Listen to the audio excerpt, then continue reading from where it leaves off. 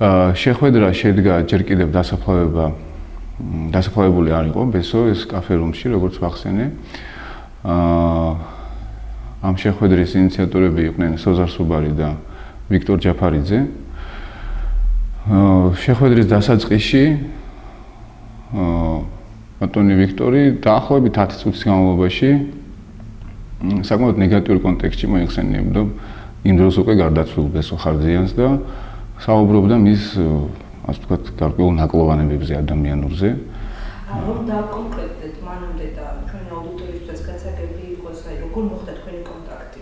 რა თვითონ ვინ შეგეხმიანეთ რომ ტელეფონით დამიკავშირდნენ და თქვეს რომ უნდა შეხვედრა და ნუ მე ახლა უარი არ მithkams და ვიქტორი თუ ბატონი სოზარი როგორ მოხდა დაკონტაქტება? სიმართლე გითხრათ არ მახსოვს, ან ერთი იყო ან მეორე. აი ეს დეტალი არ მახსოვს, მაგრამ ნუ დაახლოებით 10 წუთის განმავლობაში საუბრობდა ამ ბესოს რაღაც. ამ დროს თქვენ უკვე გაჟღერებული გქონდათ თქვენი კი, უკვე 2 დღის განმავლობაში, თუ არა 3 დღის განმავლობაში მე ამ თემაზე საუბრობდი, ყველგან კი სადაც შემეძლო მესაუბრა. საუბრობდი ბესოს მკვლელობაზე, საუბრობდი იმაზე, რომ ბესოს ყავდა ერთადერთი მტერი, ეს მტერი იყო გიორგი უდესიანი, რომ დღევანდელი ხელისუფლების წარმომადგენლები თავდაპირველად ლაშა ნაცვლიშვილის შემდეგ პრემიერ-მინისტრის ნათესაობამ საერთო გამონახეს ამ ადამიანთან და ამ გამონახვის მიზეზით ხდებოდა, ასე ვთქვათ, სამართლიანობის აღდგენის პროცესის შეყოვნება, ყოველ შემთხვევაში ბესო ხარძიანის შემთხვევაში ასე იყო. ზვიად ჯანყარაშვილი, დიახ, ზვიად ჯანყარაშვილი და შესაძლოა ზედელაშვილიც, იმიტომ რომ ეს ადამიანები აბსოლუტურად ყველა ფინანსურ საკითხებში ერთობლივად მოქმედებდნენ. დავუბრუნდეთ ისევ შეხვედრას, ამ კონკრეტულად საუბარი იყო ნეგატიურ კონტექსტში საუბრობდა ბატონი ვიქტორი, ბატონ ბესოზე და რა იყო мотиваცია? როდესაც ის საუბრობდა, მე არ გავაწყვეტინე მას საუბარი, მაინტერესებდა უბრალოდ საითკენ მიდიოდა ეს ყველაფერი, თუმცა გასაგები კი იყო საითკენ მიდიოდა და როცა დაასრულა მე ვკითხე რომ გასაგებია, ხო რომ შენი დამოკიდებულება ამ კაცის მიმართ, მაგრამ ნუ ცუც თუ ამბობ, ესე იგი ვიღაცა კარგიც არის ხო ამ სიტუაციაში და ვიღაცა არის მართალი. საუბარი დაახლოებით თითქმის 1 საათის განმავლობაში საუბრობდით, წვეტილებით, პაუზებით, სხვადასხვა თემებზე გადასვლით, მაგრამ არსი იყო ერთი რამ, რომ იქნებ შეთანხმდეთო. აი ესეთი რაღაცა თქვა ბატონმა ვიქტორმა. შეთანხმება ახლა როდესაც ამ მოცემულობის შეთანხმება შეიძლება ერთ რამეს გულისხმობდეს, რომ შეთანხმდით და გარკვეულ ალბათ რაღაცა ჯილდოს სანაცვლოდ უნდა გავჩუმებულიყავი და ეს თემა გულისხმობდა იმ ხარესთან, რომელსაც თქვენ ამხელდით ხარძიანის მკვლელობაში. დიახ, მე საუბრობდი რომ პირდაპირ მე ხელი არ დამიდიარო ის, მაგრამ ვამბობდი რომ ამ ადამიანს ემტერებოდა, ბესოს ემტერებოდა უდესიანი და უდესიანის გარკვეულ მფარველობას უწევდნენ ეს ადამიანები და საუბრობდა შეთანხმება უნდა მომხდარიყო ალბათ იმ ადამიანებთან, ვის მიმართაც მე ასე ვთქვათ აი ამ ბრალდებებს გამოვთქვავდი და ალბათ ასენეთ ამ დაკონკრეტებული არ ყოფილა. არა, იყო საუბარში იყო ნახსენები, პრემიერ-მინისტრსაც ვახსენებდი, მე მაგალითად ჯანყარაშვილსაც ვახსენებდი, უდესიანსაც ვახსენებდი, ზედელაშვილსაც ვახსენებდი და ეს გვარები ისმოდა ამ საუბრის განმავლობაში. და შეთანხმება ამ გვარებთან დაკავშირებით იყო ნახსენების სიტყვა, ხო? რომ თქვენ უნდა შეთანხმებოდით ამ ხალხს. დიახ. შემდეგ იქ იყო ნახსენები, ვიქტორმა იცოდა ის, რომ მე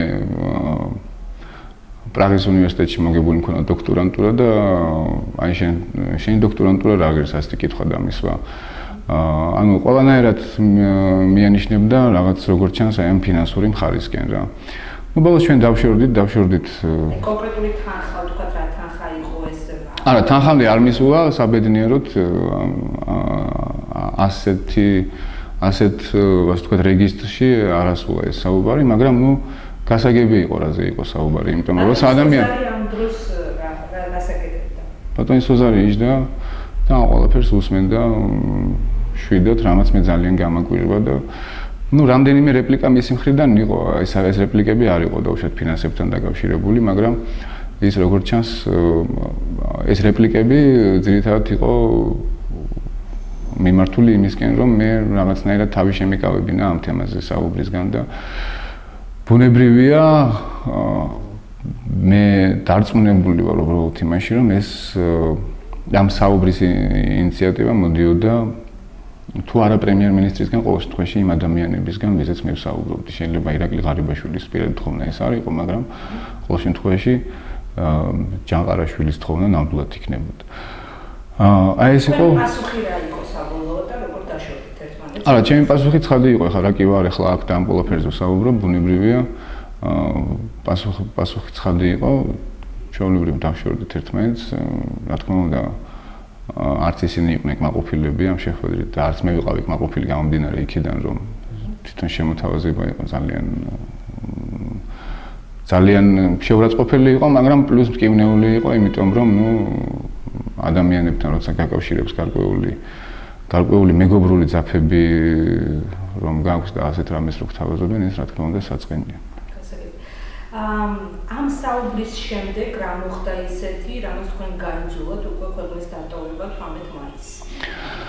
ამ საუბრის შემდეგ მე დავინახე აბსოლუტური უმოქმედობა ხელისუფლების მხრიდან ბესო ხარჯიანის საქმესთან დაკავშირებით. იმიტომ რომ გამოძიება კონკრეტულად. დიახ, გამოძიება დღესაც ახლა რა რიცხვია 1 ივნისია და ეს თემა იმდენად მიჩუმათებულია, თითქოს არაფერი არ მომხდარა, ამაზე უკვე არავინ არ საუბრობს. გარკვეული მედიები ესეთ ინფორმაციას ბჭყალებში სანდო წყაროზე დაყრდნობით ავრცელებენ, რომლის მიხედვითაც ბატონი უდესიანი ვამის გმირი ხდება და ვინც მართლა უდესიანის მსხვერპლი იყო ბესო ხარჯიანი ხდება ამ ადამიანის რაღაცნაირად სახელის დემონიზაცია. თქვენ დაიკითხეთ პროკურატურაში? მე პროკურატურაში დავიკითხე, დიახ, მე პროკურატურაში დავიკითხე, როგორც მთავარ პროკურატურაში, ასევე თბილისის პროკურატურაში. პირველ შემთხვევაში მთავარ პროკურატურაში დავიკითხე თავდაპირველი განცხადებების საფუძველზე. ეს დაახლოებით 2 თვის წინ ხდება. თუმცა ამის შემდეგ არანაირი ძროა არ ყოფილა საქმესთან დაკავშირებით. ხა თუ ჩემი ორგვერდიანი ახსნა განმარტება საკმარისია, მე ძალიან მიკვირს.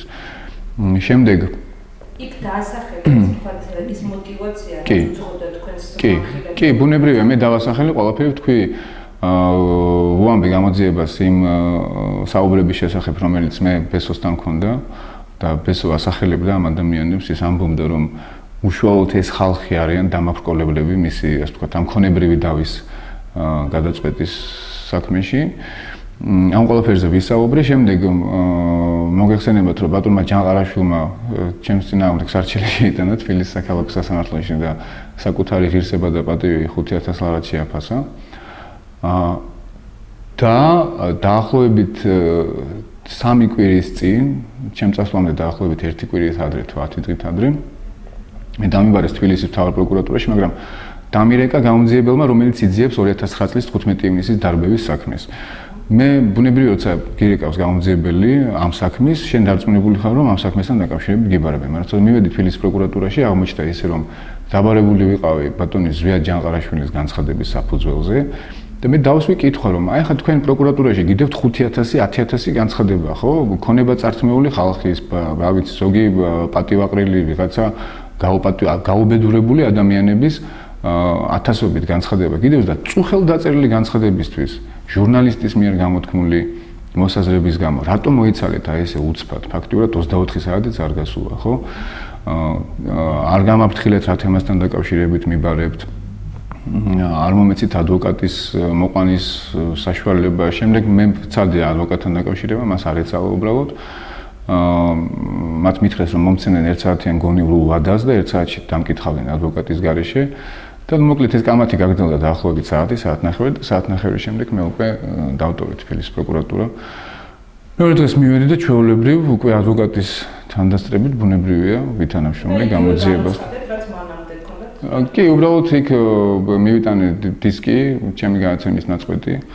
თებერვლის თვის ჩანაწერი იყო, როდესაც ბესო ხარჯიანი სხვა ბიზნესმენებთან ერთად იყო ჩემი განაცემის სტუმარი და საუბრობდი ზუსტად აი ამ ქონებრივ დავაზე და ის ასახელებდა ბატონ ლაშანაცვლიშვილს და ბატონ ჯანყარაშვილს როგორც ორ ოდიოზურ ადამიანს, რომელიც ერთი პროკურატურიდან, მეორე შინაგან საქმეთა სამინისტროდან ყველანაირად აყოვნებდნენ სამართლიანობის აღდგენის პროცესს. ნუ საუბარი კონტექსტი იყო ბიზნეს კონტექსტი, მთელი განაცემა საუბრობდით ქონებრივ დავაზე და ბუნებრივია ამაზე იყო საუბარი. გასაგებია რომ დაუბრუნდეთ ისე წეგნო საუბრობდით და თქვენ თქვით мотиваცია რომ გამოძიება არ სურს პროკურატურას და ესეც იყო გარკვეული ბიცი რის გამოც წახვედით ქვეყნიდან, მაგრამ ასევე საუბარი იყო უსაფრთხოებაზეც, ხო, თქვენ ძირად და ამ მხრივ რა მომგცეთ თქვენ ჩვენ არ ვსაუბრობთ, დიახ, როდესაც ჩვენ ვახსენებთ სიტყვა ზონდერს, ხო, ესეთი შთაბეჭდილება რჩება ზოგიერთ ადამიანს, ისეთი გაუცებული სახე აქვს, თითქოს ვიღაც მითიურ პერსონაჟებზე ვსაუბრობთ და ეს ადამიანები არ, მათ შორის ხელისუფლების დღევანდელ წარმომადგენლებს, რომლებიც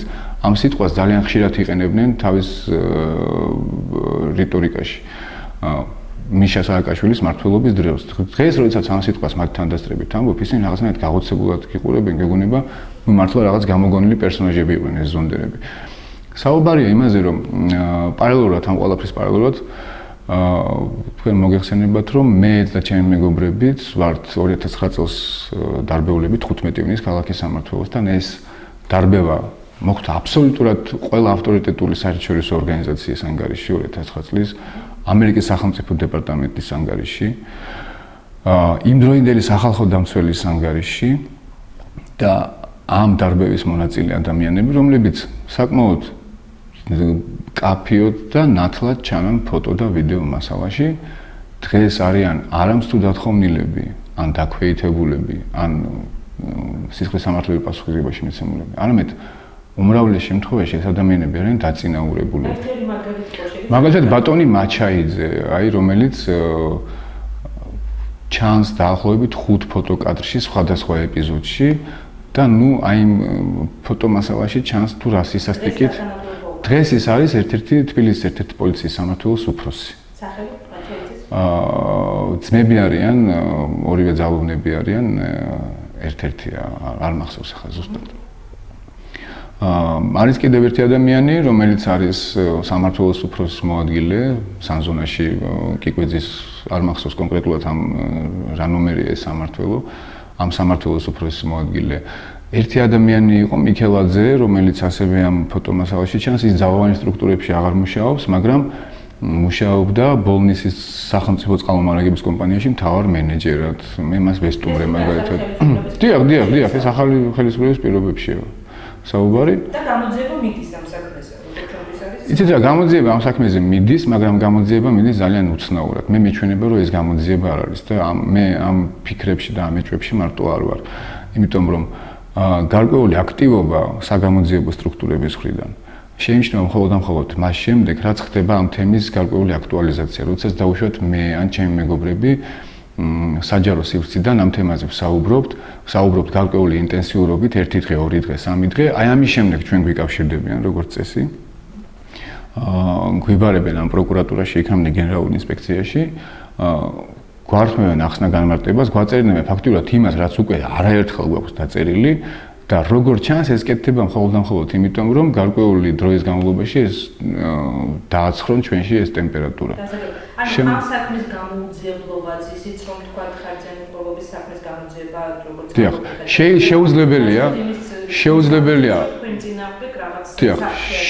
შეუძლებელია 2 წელიწად-ნახევრის განმავლობაში თუ ამის ნება არის სახელმწიფოს მხრიდან, ეს არის უმარტივესად გამოსაძიებელი საქმეები. არსებობს ფოტომასალა, არსებობს ვიდეო მასალა და არსებობს ასობით ადამიანი, რომელიც დაკითხულია მოწმის სახით, დაზარალებული სახით და უმარტივესია ამის გამოძიება თუ გინდა, მაგრამ როგორც ჩანს არ არის ამის ნება რა, იმიტომ რომ კიდევ ერთხელ ვიმეორებ, არ შეიძლება ერთი და იგივე საკენგს გიყრიდეს ხან პროკურატურა, ხან გენერალური ინსპექცია, გარკვეული პერიოდულობით მოდი დავილაპარაკოთ, დაწერე ახსნა განმარტება, მაგრამ რეალურად საქმე არ გრძელდეს ადგილიდან და აი ამ ყველაფრის ერთობლიობა, რაც შეეხება ბესო ხარჯიანს, რაც შეეხება ბატონ იური ვაზაგაშვილს, რაც შეეხება 15 ივნისს, რაც შეეხება აი ამ კახელების კლანს, ხო? და როდესაც შენ ხედავ, რომ ამ თემებზე საუბრობ შენი მეგობრებიც, მაგრამ არანაირი რეაგირება არ მოდის ხელისუფლების მხრიდან, არც ერთი დეპუტატი კომენტარსაც კი არ აკეთებს, ხო? და არ ინტერესდება იგივე 15 ივნისის დარბევის თემით, ეს იყო ასე ვთქვათ, ერთ-ერთი მთავარი კოზირი მაშინდელი ოპოზიციის ხელში. ისინი საკმაოდ აქტიურად იყენებდნენ ოპონირების დროს კონკრეტულად აი ამ საშინელ დარბევას, ხო? არ ინტერესდება ამით, არც ადამიანის უფლებათა კომიტეტის თავმჯდომარე, არ ინტერესდება არც სხვა დეპუტაცია, რომელიც იმ დროს, ასე ვთქვათ, გულშემატკივრობდა ჩვენ იმდროინდელ სამოქალაქო აქტივისტებს. პირიქით ისინი გვეუბნებიან ჩვენ ისინი გარკვეულ ტოლობის ნიშანს სვავენ, რომ იცი რა ადამიანი რომელიც შენ გცემ და იმ მომენტში ისიც რეჟიმის მსხვერპლია და შენც რეჟიმის მსხვერპლია და მაშინ რისთვის არსებობს სისხლის სამართლის კოდექსი და რისთვის არსებობს ეს კონსტიტუცია. თქვენ თავდაპირველად თქვით რომ ჩასვლას აპირებდით რიგაში. დიახ, მე ვიყავი რიგაში 6 საათის განმავლობაში, სულ რაღაც 6 საათი ვიყავი რიგაში. რატო არ მოხდა ეგ თქვა? დაანონსებული და მე უკვე რამდენიმე ადამიანს, რამდენიმე ევროპულ ჟურნალისტს შევხვდი კიდეც და უნდა ჩაეწერათ ჩემი ინტერვიუ, მაგრამ როდესაც მე მივხვდი რომ ეს იქნებოდა მართლა რაღაც გარკვეული მავნებლობა ქვეყნის საწინააღმდეგოდ, იმიტომ რომ აი გაგანია რიგის სამიტში, რიგის სამიტის დროს, როდესაც შენ ასეთ თემებზე საუბრობ, არ წააგებოდა ალბათ ქვეყანას, თუმცა მე უნდა გითხრათ, რომ ირაკლი ღარიბაშვილი არ დამინდია არანაირად, ის ალბათ იმსახურებდა იმას, რომ როდესაც იმ მაღალ ტრიბუნაზე იდგებოდა ევროპული პრესისგან ეს კითხვები მოისმინა და პასუხი გაეცა, მაგრამ ეს ისევ და ისევ არ იქნებოდა კარგი ქვეყნისთვის და ამიტომაც ერთ-ერთი მოტივი ეს იყო, რომ მე თავი შევიკავე. და შემდეგ უკვე წახვედით გერმანიაში და განხორციელებით გამართეთ და რა გარანტიები მიიღეთ, რომ დაუბრუნდით ის? დიახ. ბერლინში ვიყავი, სადაც შევხვდი ასევე რამდენიმე ჟურნალისტს შევხვდი ქართულ დიასპორასაც. უფლება დაცვით ორგანიზაციასთან მქონდა ერთ-ერთთან შეხვედრა, ეს ინფორმაცია მივაწოდე. შემდეგ იქ დამიკავშირდა ერთი ადამიანი, რომლის მიმართაც მე მაქვს გარკვეული ნდობა და საქართველოდან, დიახ, საქართველოდან. თანამდებობის პირია, დიახ, თანამდებობის პირია. და გამომდინარე მისი რიტორიკიდან და საერთოდ იმ ცოდნიდან, რაც მე ამ ადამიანის შესახებ მაქვს, მე მას ვენდობი უბრალოდ და ჩამოვედი, დიახ, მან მომცა გარკვეული გარანტიები, ჩამოვედი, სავარაუდოდ ხვალ მექნება მე მასთან შეხვედრა. ვერ დაგესახებთ? სამწუხაროდ ჯერჯერობით ვერ, იმიტომ რომ ეს არ იქნება სწორი, მის მიმართ არ იქნება სწორი და თუ მე ჩათვლით საჭიროდ ამის გასაჯეროებას, მისი ნებართვით კი ბატონო. და რაც დაბრუნდით, რაც დაბრუნდი, ხო. თუ ჯერ არ იცის საზოგადოებაში ჩამოსული ხარ და ამიტომ უსაფრთხოდ. ბილეთი ვიყიდე, გამოფრენამდე დაახლოებით საათნახევრით ადრე, ასე რომ იქიდან არ დამიანონსები არ ჩემი ჩამოსვლა. კი აქ დამხდნენ ჩემი მეგობრები, მაგრამ ესე ფართო საზოგადოების ამის შესახებ არ არის ცნობილი. და რაიმე თქვათ შემოხმიანება შესაბამისად არ ყოფილა ხო თქვენ მიმართ რომ რაღაც საფრთხეებზე რო ვილაპარაკობ და ასე შემდეგ და ჩამოსული ხართ. ვფრთხილობ ძალიან ვფრთხილობ და ასე ვთქვათ ესე გადავადგილდი. და ისი იმედი გაქვთ ხა აქ საქართველოში გააგრძელებთ ხო ჩაუბრალოდ? იმედი მაქვს იმის რომ აი ეს ყველაფერი, რაზეც მე თქვენ ახლა გესაუბრეთ, ასე ვთქვათ ერთი ყურიდან მეორე ყურში გატარებული არ იქნება და ყველაფერს რაზეც ახლა ვისაუბრეთ, იქნება ეს შეხვედრა, იქნება ეს კონკრეტულად ბესოხარძიანის საქმე თუ 15 ივნისის საქმე და სხვა ეს დეტალები ჯეროვანი ყურადღება იქნება მიქცეული ამ ყველაფერზე და ამის თქმის საფუძველს არ გასცემთ, იმიტომ რომ ფაქტობრივად 2 წელიწადნახევარი როგორც თქვენ თქვით, არაფერი კეთებული ხო 2009 წლის საქმეზე და ასე შემდეგ და ანუ ეხლა ისევ ირაკლი იმედი მაძლევს ამ ყველაფრის თქმის საფუძველს და წასვლას ეხლა ქვეყნიდან წინ არაფერი არ უდგას, მაგრამ არ შეიძლება ადამიანს კონდეს იმის სურვილი რომ წახვიდეს საკუთარი ქვეყნიდან, რა მძიმე სიტუაციაც არ უნდა იყოს შენს ქვეყანაში, ხო და იცხოვრო, შეიძლება უფრო რაღაც. მაშინ წასვლას შეცდომას უწოდებთ? არა, ის არ იყო შეცდომა, ის საჭირო იყო მე როგორც ჩანს, იმიტომ რომ მე ასე ვფიქრობ, იმიტომ რომ